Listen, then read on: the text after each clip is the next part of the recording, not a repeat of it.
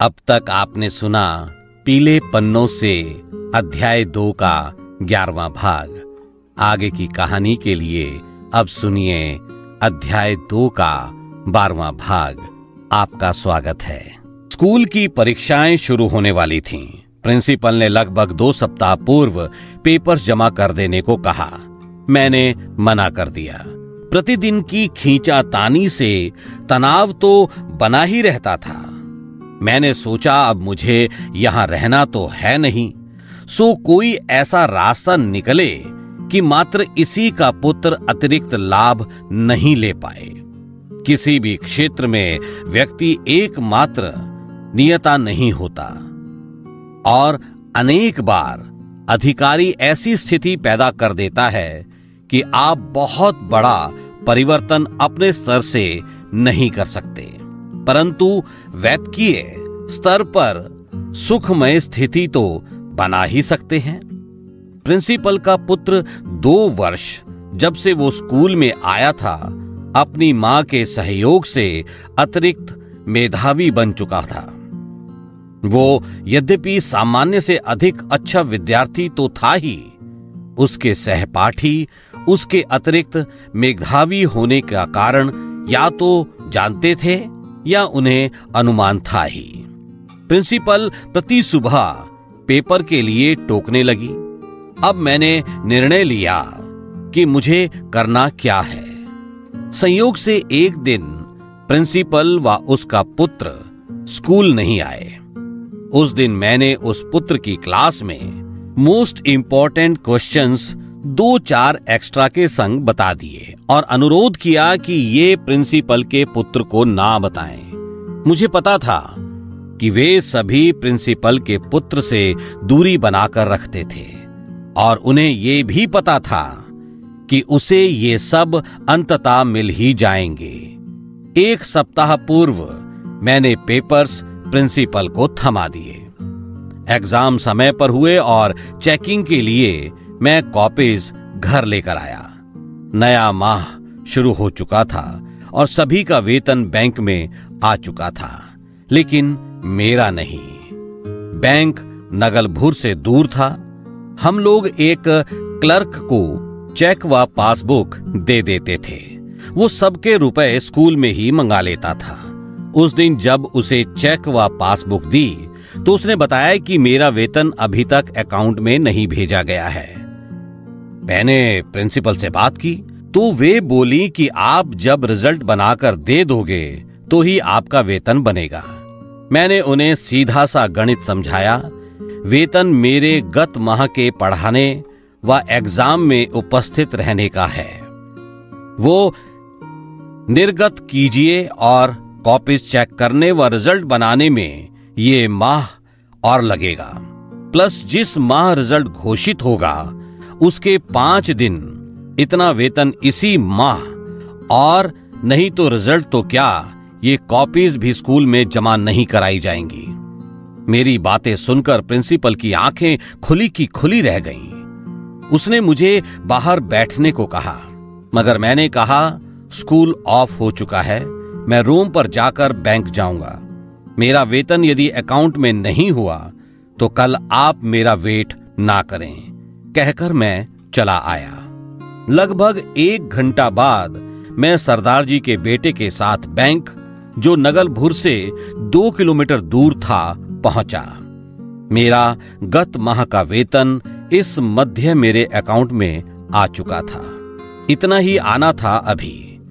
वो अगले माह प्लस 5 दिन का कहना अपरिपक्वता थी मेरी। जिस समय की ये बातें हैं उस समय मेरी आयु 28-29 वर्ष थी, आज 51। इस मध्य एक भी धूर्त मैंने ऐसा नहीं देखा जो सुवचनों से पटरी पर आया हो, जो किसी मजबूरी में दुर्व्यवहार कर रहा हो। वो नेह से पुनः सभ्य बनाया जा सकता है, परंतु जो संस्कारों से ही छली हो उसका इलाज कानूनी और आवश्यकता पड़े तो व्यक्तिगत रूप से फर्स्ट एड भी है। दुर्भाग्य से हम ऐसी दुनिया में हैं जिसमें अधिकांश लोग निज संस्कारवश अकारण ही अन्य को हानि पहुंचाते हैं। ऐसे लोगों का उपयुक्त दोनों प्रकार का उपचार यथा समय करना चाहिए। जीवन में स्वयं सही होते हुए किसी भी स्तर पर भयभीत इसलिए नहीं होना चाहिए क्योंकि प्रत्येक सही व्यक्ति का संग परमेश्वर देते ही हैं। अपने काम की कमांड पूरी तरह किसी के हाथ में नहीं देनी चाहिए, और जब भी लगे कि अपना बनकर कोई हमसे धूर्तता कर रहा है, उसका स्पष्ट परित्याग करने में विलंब भी नहीं करना चाहिए। कॉपीज चेकिंग वाले माह में ही छुट्टियां थीं। शाम का बैच नियमित चल ही रहा था। सरदार जी के परिवार के साथ मैं सुदूर के पिंडों में समय समय पर जाता रहता था। एकाधिक बार पठानकोट जाना हुआ। मामून कैंट भी गया। कुल मिलाकर मुझे समझ आ गया था कि अब मैं नगलभुर से विदा होने के अंतिम दिनों में हूं। बाबा जी का संरक्षण। अगला महीना छुट्टियों, कॉपी चेकिंग, घुमक्कड़ी और हां, सायकालीन बैच का तो था ही। गर्मी बहुत पड़ने लगी थी तो बैच का समय सुबह 8 बजे का कर दिया गया। लगभग 1 माह तक का पाठ्यक्रम शेष था। इस मध्य तेज स्टोन पेन हुआ तो मैं एक परिचित चिकित्सक के यहां मेरठ भी आया। तय हुआ कि होम्योपैथी से इलाज किया जाए, जो बाद में सही सिद्ध हुआ। सरदार जी को मैंने अगले माह आर्मी स्कूल छोड़ देने को बताया तो जो पहले शब्द उनके मुंह से निकले वे थे, "त्वाडा काज हो गया है पुत्र जी।" एक शाम हम सभी ने उन यंत्र वाले बाबा के उस कमरे पर जाने का विचार किया। सरदार जी, उनके बेटे व मैं दिन में करीब 3 बजे उनकी खुली जीप से अभी नगलभुर से निकले ही थे कि जीप बंद हो गई। बहुत कोशिश करने पर भी जब स्टार्ट नहीं हुई तो तय किया गया कि हम लोग पैदल नगलभुर लौटें। सरदार जी के बेटे जीप के पास को धक्का देकर धकेलने लगे। इधर सरदार जी और मैं वापस चल चुके थे। अभी हम कुछ कदम ही गए थे कि सरदार जी के बेटे पीछे से जीप लेकर आ गए। हम फिर से जीप में बैठ गए और फिर से जीप मोड़कर बाबा जी के पिंड की ओर चले। जहां पहले खराब हुई थी लगभग वहीं आकर जीप फिर बंद हो गई। मेरे तो दिमाग में ही रहा, लेकिन सरदार जी ने कहा कि हम यहीं खड़े हैं, जीप को धक्के देकर वापस नगलभुर मोड़ो। जीप मोड़ी गई और मोड़कर जो पहला धक्का दिया गया उसी में वो फिर स्टार्ट हो गई। अब सरदार जी और मेरे ही नहीं, उनके बेटों के मस्तिष्क में भी आ गया कि बाबा जी हमें अपने पिंड कम से कम आज तो आने देना नहीं चाहते। इसी की चर्चा करते हुए हम नगलभुर वापस आ गए। रात को भोजन करके सारा परिवार साथ बैठा ही था कि लैंडलाइन की घंटी बजी। सरदार जी के बेटे ने फोन उठाया। सुनते ही वो "ओ हाँ, ओहू" करके चोंगा रख वहीं का वहीं बैठ गया। वाहे गुरु उसके मुंह से निकला। कुछ सेकंड बाद जब वो थोड़ा संयत हुआ तो बोला, "बाबा जी के पिंड की तरफ 6 बाहरी लोगों को आतंकवादियों ने भून दिया। हम 6 थे जो उस शाम उधर जा रहे थे।" समाप्त हुआ एक बृहत अध्याय। अंततः रिजल्ट डिक्लेयर करने का दिन आया। मैं अपनी कक्षा का रिजल्ट लेकर कक्षा में पहुंचा, चॉकलेट का एक डिब्बा लेकर। प्रिंसिपल का बेटा तीसरे स्थान था, परंतु हिंदी में उसके अंक सामान्य थे। उसने कॉपी में एकाधिक प्रश्नों के एक ही उत्तर जो उसने रटा होगा लिखे हुए थे। एक संगत उत्तर को छोड़ शेष के शून्य दिए मैंने। रिजल्ट कार्ड पाकर वो सामान्य ही था। उस दिन मैंने उन्हें बता दिया कि ये अंतिम दिन है मेरा स्कूल में। बच्चे सारी परिस्थितियों से अनभिज्ञ व भावुक होते हैं, जिसके समस्त प्रतिफल रोना, रुकने की मनुहार हम प्रिंसिपल से बात करते आदि कक्षा में उपस्थित हुए। एक बच्ची प्रभजोत का नाम मुझे अभी भी स्मरण है, जो मेरे जैसे हिंदी सीखकर हिंदी के टीचर बनना चाहती थी। को जो दुख हुआ वो आज भी मेरी आत्मा में है। प्रिंसिपल से मिलने उसके रूम में पहुंचा मैं, तो वहां पीजीटीजी भी बैठी थी।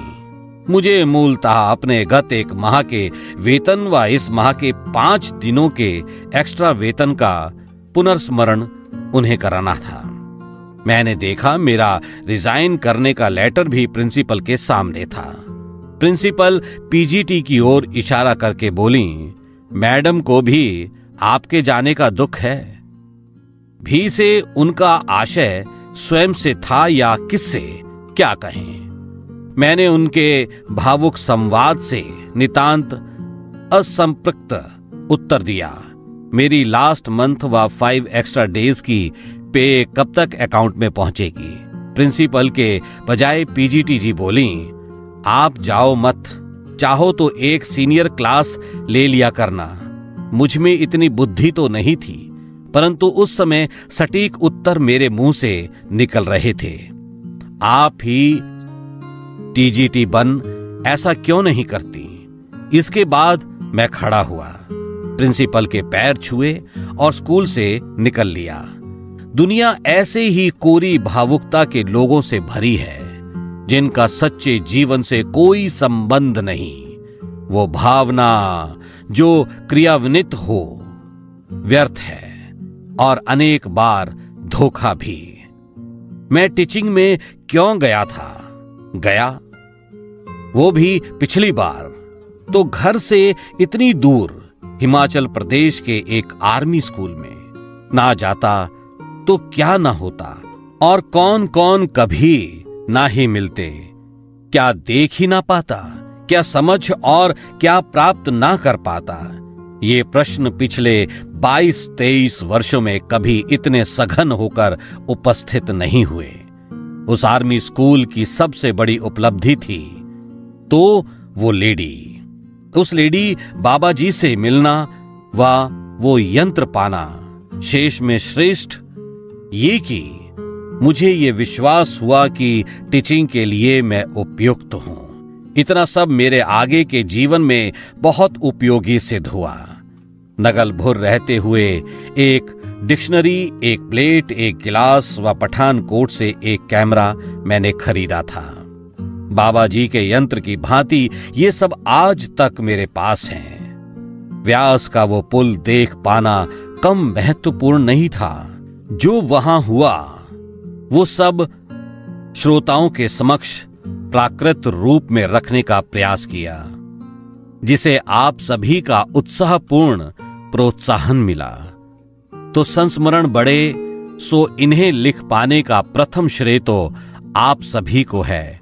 धन्यवाद। मुझे अपने जीवन के प्रथम अध्यापन से ये चौंकाने वाली बात पता चली कि समाज शास्त्री जिन शिक्षालयों को समाजीकरण की इकाई मानते हैं, वे ईर्ष्या, छल, अनावश्यक कूटनीति व षड्यंत्रों से भरे हैं। अभिभावक ऐसे विकृत परिवेश में, साफ कहूं तो विकृत शिक्षकों व अति विकृत प्रबंधनों के भरोसे अपने बच्चों को भेजते हैं, जो शैक्षिक उन्नयन तो दूर सामान्य शैक्षिक स्तर पर भी योग्य नहीं है। तपती सड़क पर कुछ घने वृक्षों भांति प्रत्येक शिक्षालय में एक आध पूर्ण शिक्षक होता अवश्य है, जो शिक्षार्थियों को उच्च स्तरीय ज्ञान ही प्रदान नहीं करता, वरन उच्च जीवन मूल्य भी उनकी आत्मा में संजो देता है। शेष सभी की अपनी जीवन कथा है। मेरा विगत माह का वेतन व 5 एक्स्ट्रा दिन का भी मेरे अकाउंट में यथा समय आया। बैच का पाठ्यक्रम पूर्ण कराकर अंततः नगलभुर से मैं रुड़की लौट आया। इसी के साथ अध्याय 2 यहीं समाप्त होता है। पीले पन्नों से की आगे की कहानी सुनने के लिए सुनते रहिए अध्याय 3। धन्यवाद।